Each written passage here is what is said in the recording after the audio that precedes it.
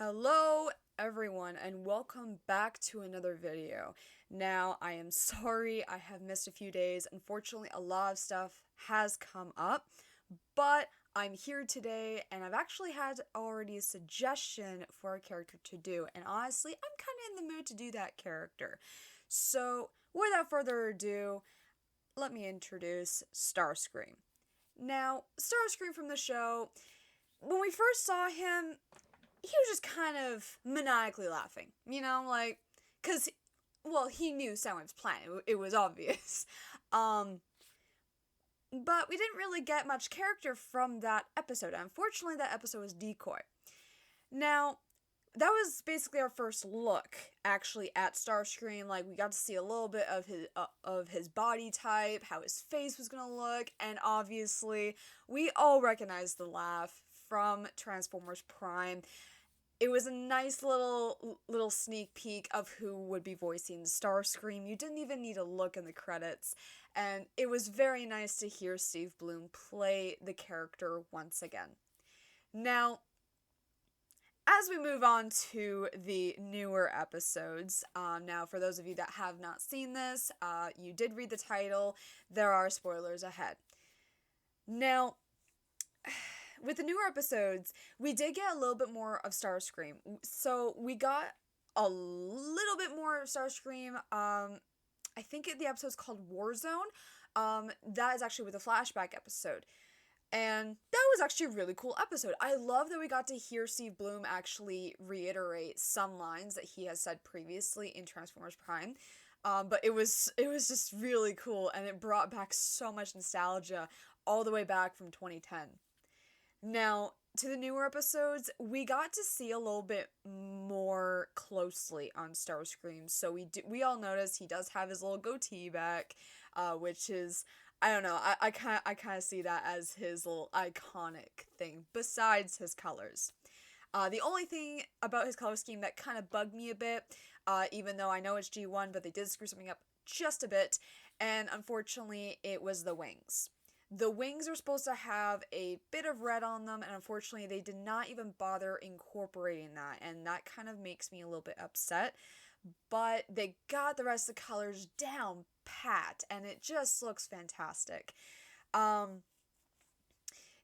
aside from the color scheme, Starscream is a little bit more of an emotional character, and I honestly, I don't heavily relate, but I do relate to Starscream actually quite a bit.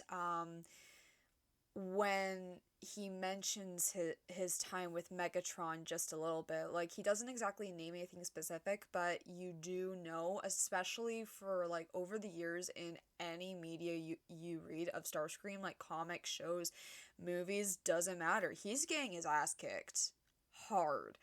Now, and so a lot of us actually already know about his abusive, in a sense, relationship with Megatron. Um, Megatron kind of inflicts a lot onto him emotionally and physically, and I totally get why he absolutely hates Megatron. Like, he didn't like him as a leader, and I understand that, but what really brought him down, unfortunately, it was the abuse. Now, I think a lot of people, especially parents watching this show with their kids, for those that have actually, um, been through that, physically or emotionally or even both, everyone can really relate to that. And it was a hard time, honestly. Like, I'm so happy that they didn't show any of it. I think um I think the one show that really got to me, mainly with the beatings, it strangely enough was not Prime. It was actually Cyberverse. Like, later on in about season 2, it gets really, really heated between Starscream and Megatron, and I get that. Like, we all know why. Like, Starscream tried to scrap him, and we all thought that Megatron was toast from there. Even though I kind of figured that he was going to come back anyway, because, well, that man never dies.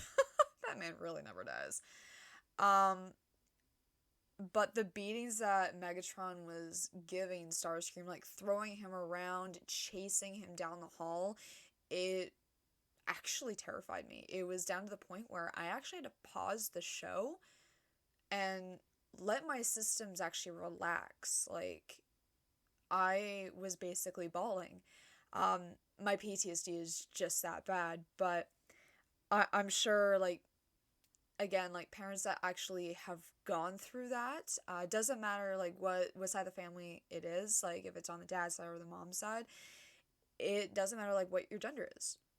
People go through abuse, and it doesn't matter who's with, whether it's a partner or even a parental. It it's sad, and I don't wish it upon anybody. And seeing how Starscream reacted in Earthspark, it brought back actually a couple of emotions um, that I can't even explain. I cannot even express how I feel. It it was just so intense, and I get where Starscream is coming from, and at that point, like he's trying, like he's not really trying, but he kind of makes friends with hashtag. Hashtag kind of tries to befriend the guy. Like, we all know, like, the Terrans are not Autobot nor Decepticon. They're just kind of like this neutral ground. So, with Starscream almost pouring his spark out, it really says a lot about the character. And it, I don't know, I kind of see it as a lot of character growth. Like, we don't really see that a lot throughout the years of the character, but I think this is the first time, besides Armada, that we actually see a little bit of redemption from Starscream. And also excluding the comics. We don't talk about the comics right now. And I kind of like how hashtag is trying to be kind of this, not really therapist, but I guess an emotional person. Well, no, that's not really the right word for it. It's like emotional animal kind of way. So like usually, like for example, actually cats are really good for this.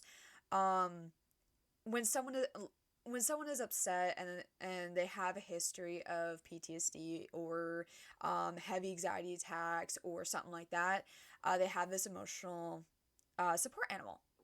And traditional, or not really traditionally, but like a lot of the time people choose cats because they don't really need them out of the house. They just kind of need something there to help calm them down.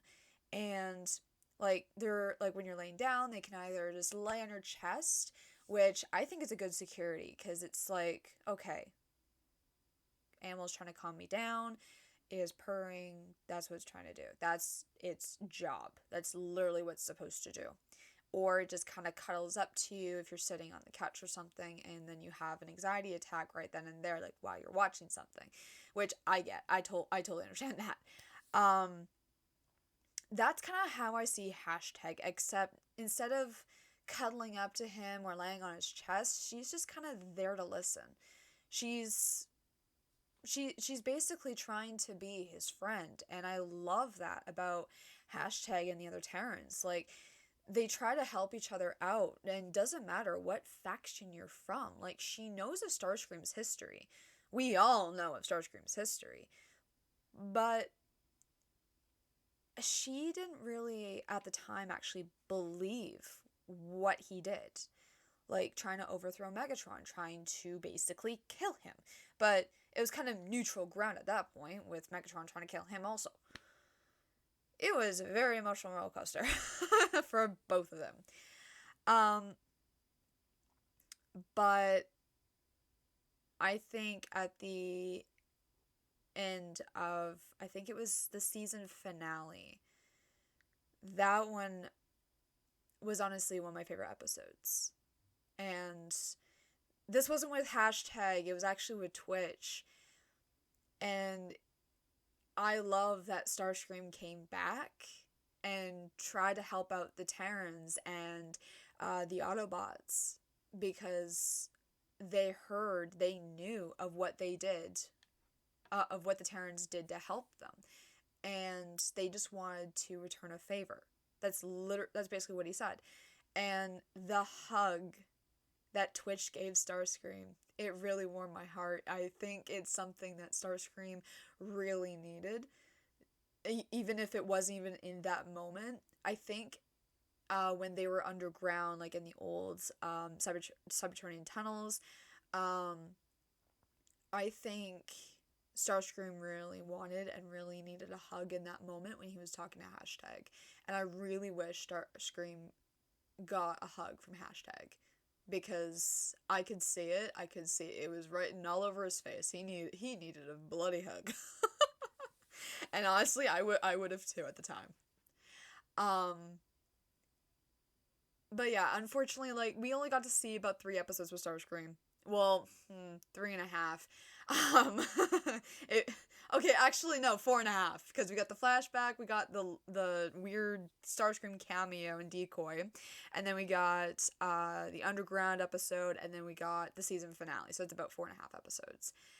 But even through those episodes, even though this is just season 1, and he hasn't appeared much, I'm honestly very satisfied with what they did with the character. I was very, not really very, but I was a little concerned that they were kind of gonna ruin him.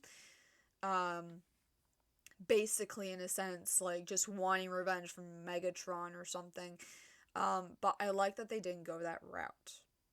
We saw a little bit of a fight from Megatron towards Starscream, but only because I get it. Megatron also has PTSD from Starscream, because, well, he tried to kill him, and we all know that. But I think they both needed this.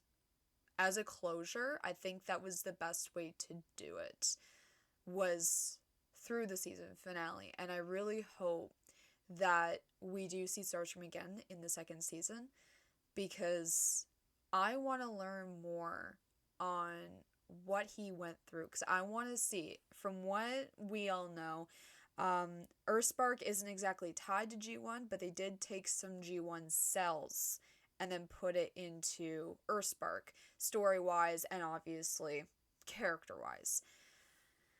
And I just want to see how different it is with Starscream and Megatron's relationship, like, from back then, before Megatron defected. I just want to see the relationship during the war. I want to see how Megatron actually treated Starscream, and not the way Starscream was putting it, because, well, Starscream is a bloody liar most of the time. So we don't know how much of the truth he was actually saying. Even though, yeah, he did look upset, he did seem like he was pouring his spark out, but at the same time, he is known to faking that. Like, he did that in Bloody Transformers Prime. Like, he might have been, like, he was basically half fibbing, but at the same time, he wasn't. And that was when he was captured by the Autobots in, I don't remember what episode it was, but I know it was with the Immobilizer.